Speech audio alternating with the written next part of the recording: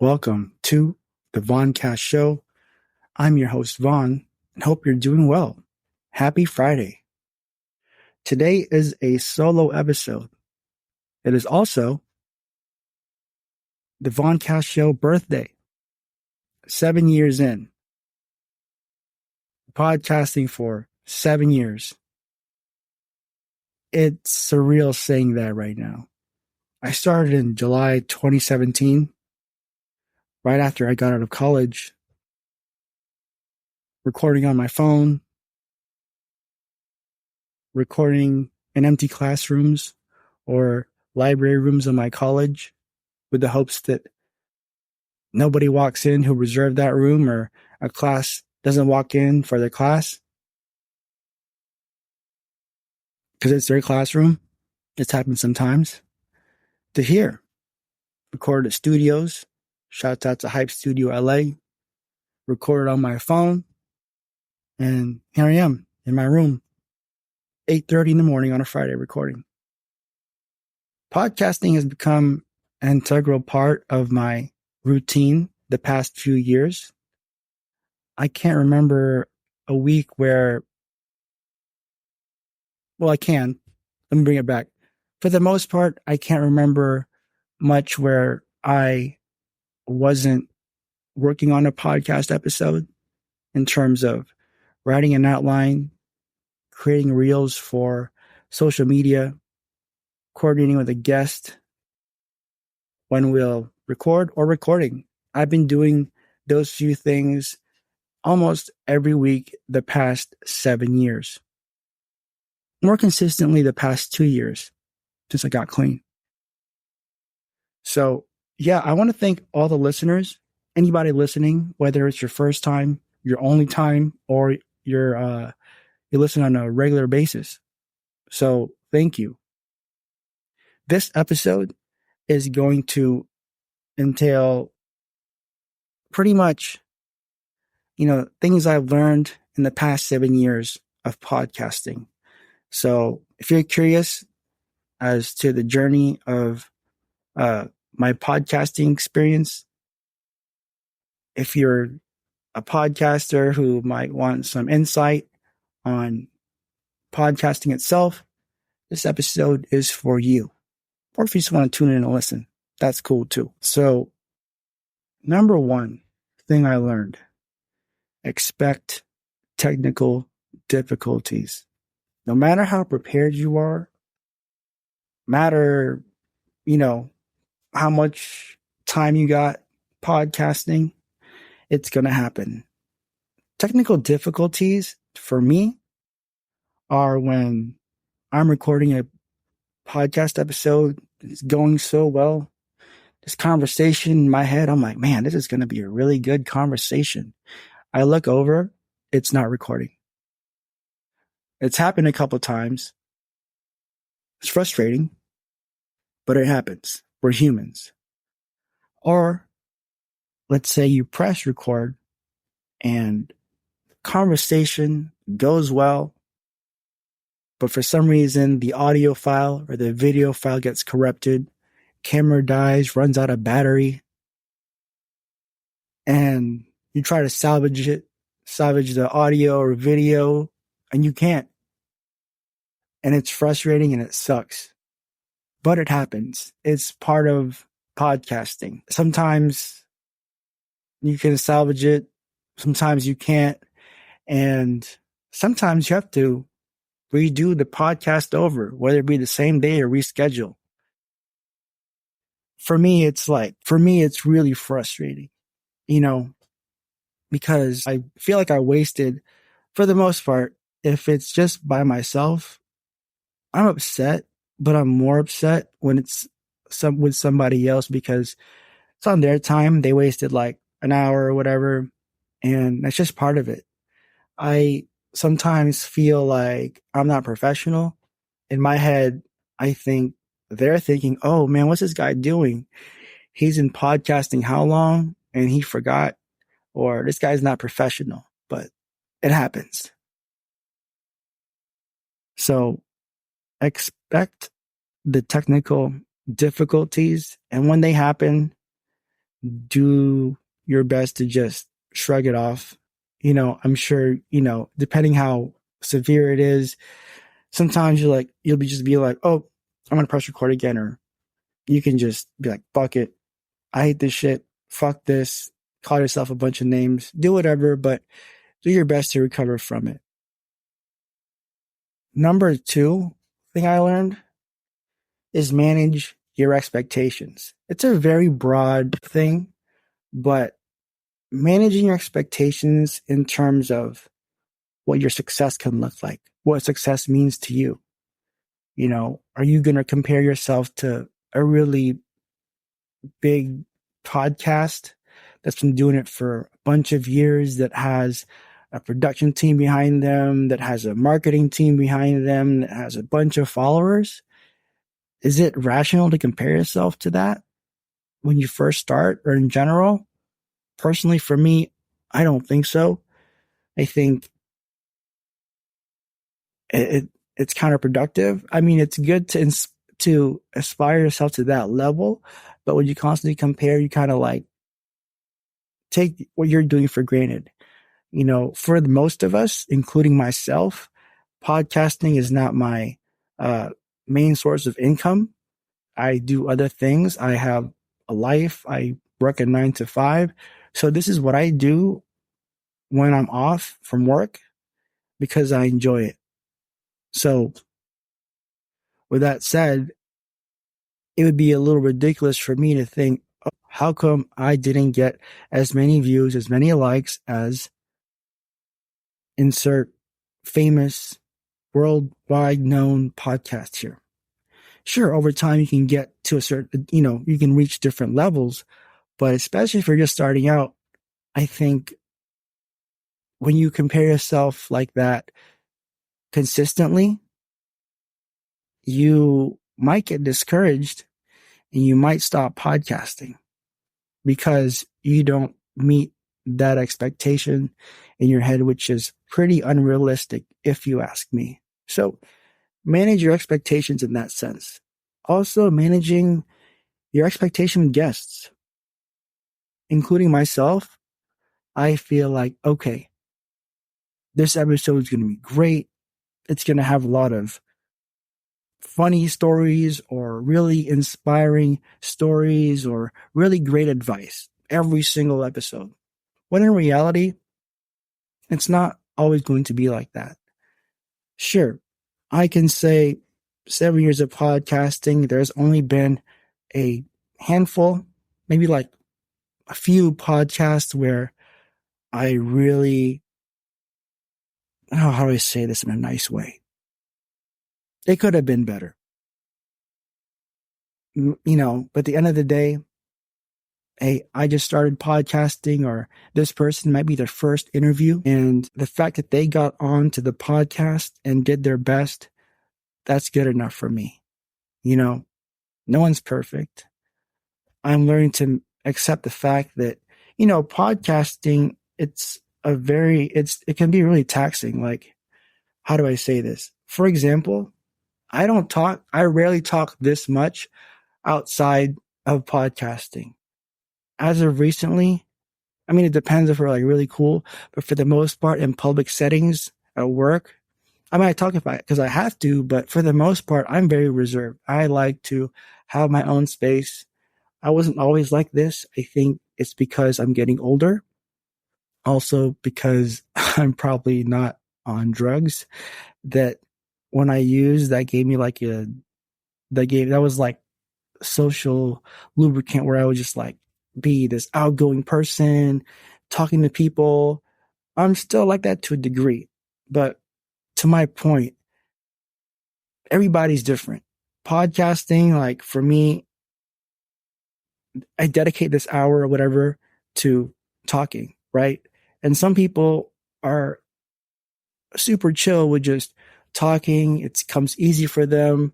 They can strike a conversation, especially with a stranger, for, I'd say, the first 50, 60, 70 episodes, where most of them were face to face. They were people I knew for the most part, and sometimes I never met them before, or I had little limited contact with them beforehand.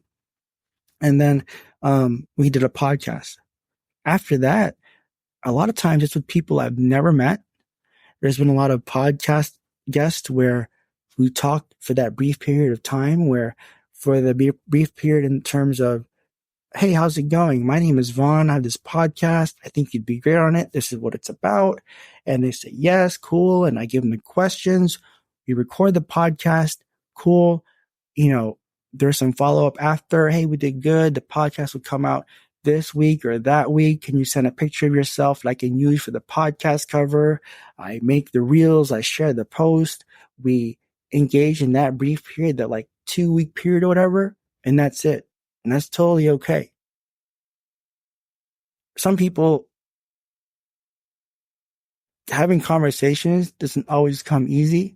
For the most part, I interview people that really don't do podcasts, or maybe never really do them before. Maybe their first and only time, or it's their first few times or first time. And I got to tell myself, like, you pretty much, I don't know their level of being comfortable with talking to people, let alone strangers, let alone being in public. So that might affect their ability to answer questions to my expectations. And it should just be answer expectations to the best of their ability, right? So I learned that pretty much some people are more introverted than others, and that's okay. Before, I'm like, man, how come this person didn't expand on this or that? But now I'm realizing that, hey, again, the podcasts that I listen to, a lot of the people there have been on podcasts multiple times. They've had media training, etc. I'm just interviewing like regular people, quote unquote, like myself, and just people I know. And I can't expect that level of, being open and sharing what they want, sharing all their past. I can't expect that. And once I learn to let go of that and accept it, it's cool. Now, because of that, there's some people where I would, it was a great conversation, but that's about it. I wouldn't reach out for a second time or whatever. And that's just how it is. Nothing against them. It's just the conversation didn't go as well. And that's totally okay. I could definitely tell they might have been uncomfortable. I wouldn't want to put them in that position again, kind of thing. So there's that, managing expectations with that. Managing expectations of like, this one's tough. Managing expectations in terms of like what success can mean to you. Right. I gauge success on the impact my podcast has on the listeners and the guest and myself. A lot of times I learn some pretty cool things, or I listen to a guest talk and they say some pretty cool words of wisdom that I take with me, or they share a new concept with me, and that's cool. That's how I define my success. Or when I receive a message from them or their fans or their audience or their friends, hey, this is a really good podcast. Thank you for having me on. Thank you for having them on. And it's just a really good conversation. I feel like when the conversation goes really well and really smooth, and the guest and I walk away like feeling really good, that's how I view my success, right? If I completely just define my success as solely on listeners, likes, all this stuff, I'd probably get really discouraged, So, that's how I define my success. Not everybody has that definition of success. Not everybody has that definition of success. I think it's important for you as a podcaster to define what success means to you, because one person's definition of success might not be another person's definition of success. So I think once you figure that out, you'll have a better relationship with podcasting, right? Let's see. So what else? Okay. This is probably my biggest regret in podcasting. This rocked me when it happened. I don't think I've ever been this upset with podcasting. I don't know if I ever considered like stopping, but this really discouraged me and this really upset me. And it was my fault. So I use Spreaker, which is a podcasting platform, right? I use that to upload my podcast, which distributes to wherever you listen to your podcast, right? And I remember I was getting emails from a Spreaker like, oh, like, I didn't even check my emails. I never check emails much. I'm checking them more often. But long story short, so Spreaker has different tiers. And I was in tier 1 where I paid like, X amount of money a month. And I think I went over that tier. I think they defined it by like gigabytes or by hours at that time. And I exceeded the amount of hours for storage wise, right? So pretty much I had to upgrade my tier in order to host all the podcasts I was doing. I was probably like 80, 90 episodes deep. Okay.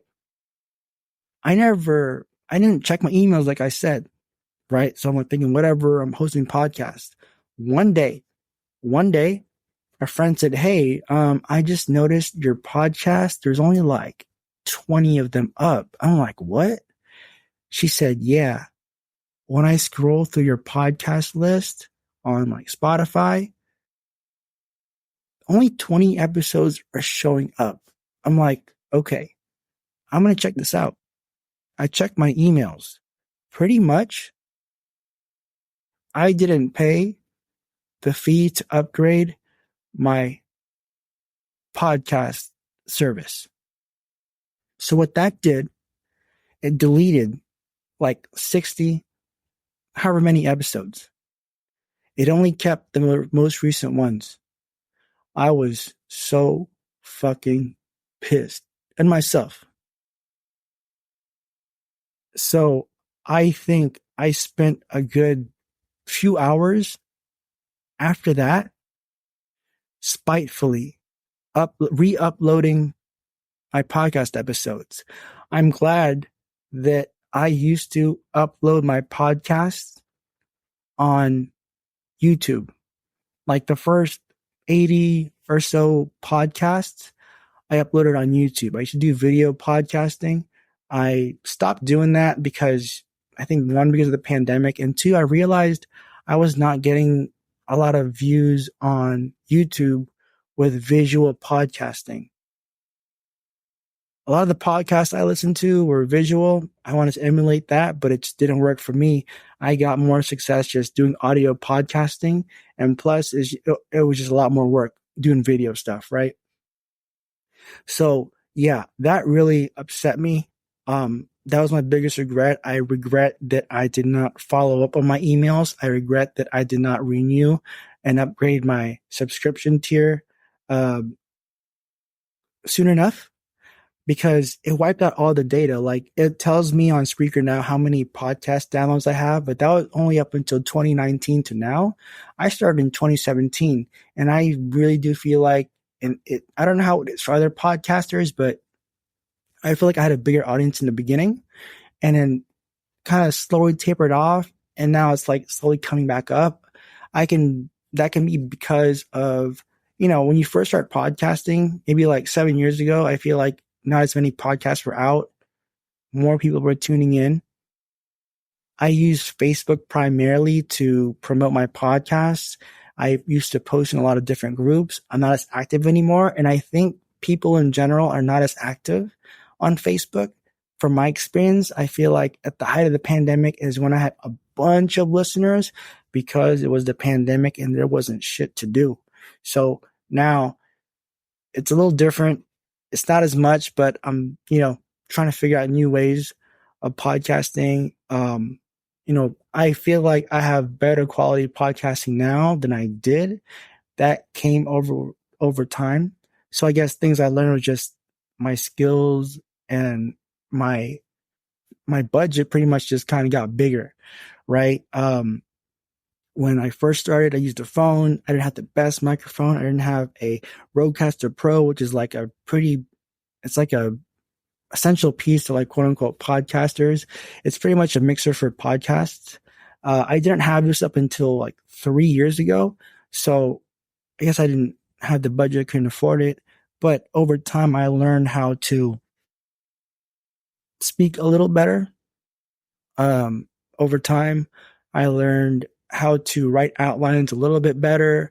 I learned how to edit my podcast a little better when it comes to Instagram Reels. I learned, cut the fluff and just get to the point. Shout out to Jewel Kim. She taught me a lot of this stuff. She told me, hey, get a ring light. Get like a stand for your laptop. Do this, do that. Use SEOs more often. And I really thank her for that. So if you're listening, thank you, Jewel, for these tips. They really did help. I learned how to do covers a little bit better. Before, I would just get a picture from a guest and use that, put some text. Now I, have my own background. I cut out the image of that person specifically, put it on the podcast, put it on the cover. I, use a different kind of title. I'm not going to lie. I use Riverside and to write the descriptions for the podcast, the description part of the podcast, I use AI. I'm not going to lie. Writing descriptions takes a fucking long time, and I don't have that fucking time anymore. And my writing is not that great, So I use Riverside for that. It gives me the chapters and, it gives me some cool titles, right? So yeah, over time, I learned how to hone my editing skills, writing, speaking, and just podcast format in general. It takes time. I sometimes cringe, to be honest, listening to the older episodes. I had one friend, he asked me, I told him I have a podcast, and he asked me, where should I start listening? I told him, please start at the most recent episodes. He said, oh, I should start from the beginning. I want to start from the beginning. I'm like, well, you can. I just don't recommend it because the audio, everything is 9-day. I get one of these days, I would like to just listen to the old episodes just to see how much I've grown. I'll probably cringe a bunch, but that's growth. So those are some things that I learned over time, just improving, whether it be writing, talking, all that stuff. Another thing I learned over the years was finding my own voice. When I first started podcasting, I pretty much emulated my favorite podcasters. How they talked, their mannerisms, how they talked to their guests, all this stuff, right? I mean, that's normal. I'm really interested in podcasting, but I don't have my voice yet. Let me borrow somebody else's. Over the years, I learned to develop my own voice. How I interview people is essentially what I mean by that. Like, when I first started rapping, I've been rapping for 20 years. I was rapping like Eminem, rapping like Method Man. I was rapping like Lil Wayne because this is who I listened to at the time. And I pretty much like jocked their style, and that's okay. In the beginning, that's how you start. I used that as a foundation of what I liked, what I saw, music and rap, or podcasting and rap. I took what I liked. Like this person's flow or this person's cadence, this person's delivery. I like that. I'm going to incorporate it in mine. Over time, I realized, hey, that's their style. It may not have worked for me. It sounded cool. It sounded cool in my head, but it doesn't sound cool when I do it.